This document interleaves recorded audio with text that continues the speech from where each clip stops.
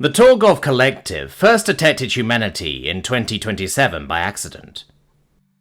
The probe responsible had been warping through the universe from what the humans call the Boots Void for decades at least.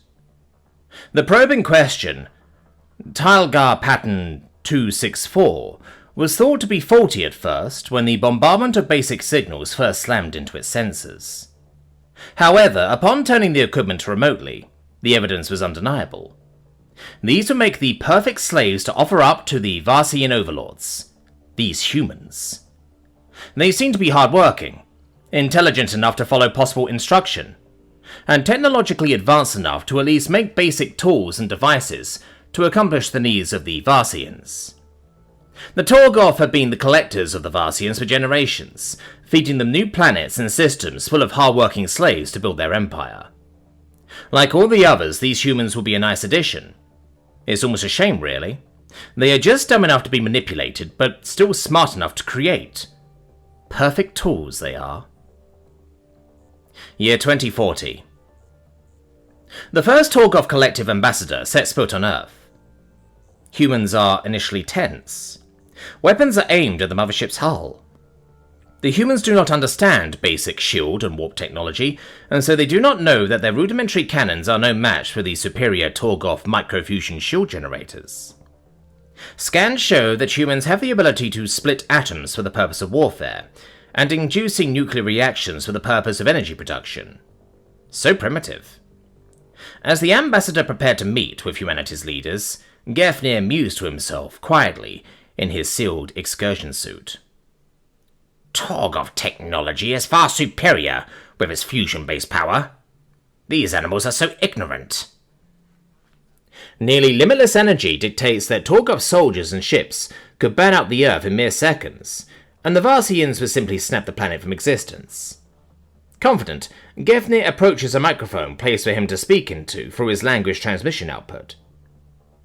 The ambassador speaks this truth to the UN gathering. Flanked by 2,000 honor guards, Gefnir of the Torgov Collective makes his decree. All of humanity will now fall under the Torgov Collective's jurisdiction, and begin to prepare to enter service. This is not a negotiable position, and you will become manual laborers. We will strip your system's planets of all resources, and you will henceforth be workers to build our empire, under the Varsians' unquestionable rule. All resistance will be met with harsher controls. Bow down. Immediately, every human with a firearm in the room opened fire on the Torgov Collective ambassador and his guards. Bullets disintegrated on their shields as Torgov soldiers lifted their fusion rifles and reduced the entirety of humanity's leadership to puddles of mush. It was not even a fight. Gefnir turned to leave the now ruined structure that his guards had conquered in seconds, smiling to himself at how strong-willed species entertained him. Suddenly, he found himself blinded by a familiar, but somehow brighter light than the star of this system. Year 2041. Torgov Collective ships lay broken in orbit. Half of Earth is a nuclear wasteland. Upon hearing the first decree from Ambassador Gefnir, the entire Torgov Collective dispatch was attacked by the ignorant humans.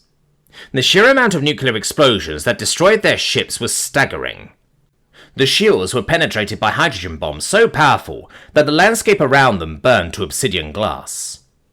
The Torgov shields, designed for the elegant, focused energies of fusion weaponry, were utterly unprepared for the brutal and chaotic broadside of humanity's primitive hydrogen bombs. The initial blinding flash of the thermonuclear detonations unleashed an electromagnetic pulse of staggering magnitude, not just frying their delicate control systems, but creating a violent resonance within the shield's magnetic containment fields. This wasn't a neat disruption, it was a cosmic hammer blow. The plasma barrier, twisting and sputtering under the assault, momentarily became a self-destructive feedback loop. As the magnetic bottle strained and snapped, the superheated plasma field flared outwards, scouring the ship's own hull. It was through these fleeting, agonizing moments of catastrophic shield collapse that the secondary storm of high-energy neutrons and a raw, untamed thermal blast punched through. This turned the Torgov vessels into slag and ash. Torgov commanders sent desperate messages back to their Varsian overlords, and pulled back to prevent further contact. Year 2100. Humans have managed to salvage and reverse engineer Torgov technology. Massive and new space vessels bearing the names USS Enterprise, USS New Jersey, USS Iowa, and USS Arizona patrol their system. Torgov Collective ships sent to the aftermath of First Contact in 2063 were slaughtered mercilessly. The long, hard-armoured, lead-lined, and plasma-shielded human vessels with long barrels fired thermonuclear and standard fission explosives that could not be resisted. Space battleships, they were called. The Torgov had perfected the art of generating a stable plasma barrier, meticulously controlled by intricate magnetic fields, that allowed its particles to efficiently absorb and dissipate incoming energy. Their fusion beams, however, were composed of an unstable attack plasma. These were designed to aggressively shed energy upon contact with matter. When a Torgov beam struck a Torgov shield, the shield's karma plasma would essentially absorb the beam's violent plasma, integrating it into its flow while diffusing the energy across the shield. This prevented a concentrated breach. It was akin to one body of water absorbing another. The human hydrogen bombs, by contrast, unleashed not just plasma, but a chaotic, broad spectrum of devastation that simply shattered the delicate balance of the Torgov shield. Paired with hardened and lead-lined armor, humans had created a near unstoppable defense. Torgov engineers tried to apply the same attack against the humans in 2063 when they returned. Torgov thermonuclear weapons from eons ago were brought out of deep storage and rejuvenated to be sent against these primitive lifeforms and their new ships. However, humanity had twisted the Torgov shield technology to where their shields were more akin to the brutal plasma weapons' functions.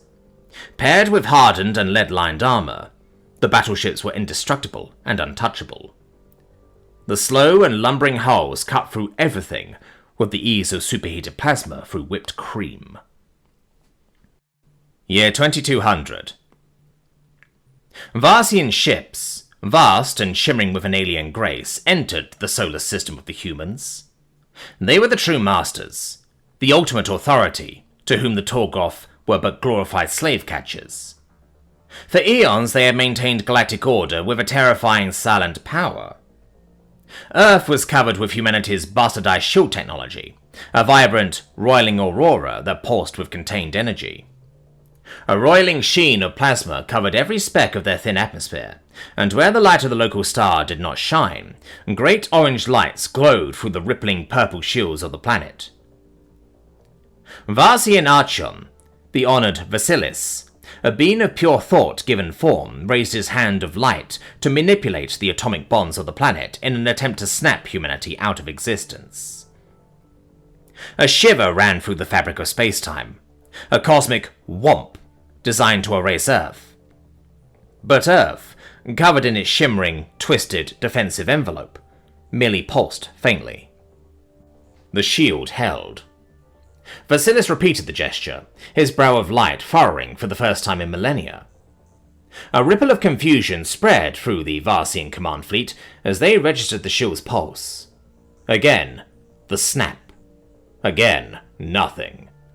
Humanity, in its frantic century of innovation and survival, had taken the Torgov's elegant, defensive plasma shield technology and warped it into something terrifyingly effective. Then, the counterattack began. Gravitational waves soon bombarded the Varsian ships, and one by one, they were systematically engulfed by an unstoppable darkness. Black holes. Tears in space-time opened up all around the Varsian ships, ripping them asunder in the void and consuming the fragments greedily. Vasilis attempted to counter each black hole with a snap, rebalancing the fabric of space-time in quick succession with all 18 of his perfect hands of light. The onslaught was far too fast, even for a being made of light and capable of light-speed calculations and movement. Vasilis exited his ship with a thought and managed to counter the immediate assault, bringing the conflict to a standstill. But humanity was just warming up. 50 long and black holes slowly surrounded Vasilis as he floated near the outer shell of his own pleasure vessel. His own ship dwarfed the human space battleships by many measures, being comparable to the size of an Earth landmass. However, the human space battleships were still many in number. Each hull was emblazoned with the names of each state of America. The damned disrespectful American humans. All 50 ships slowly lumbered forward to surround Vasilis as he was locked in concentration, and slowly aimed their hardened barrels at his vulnerable form of light.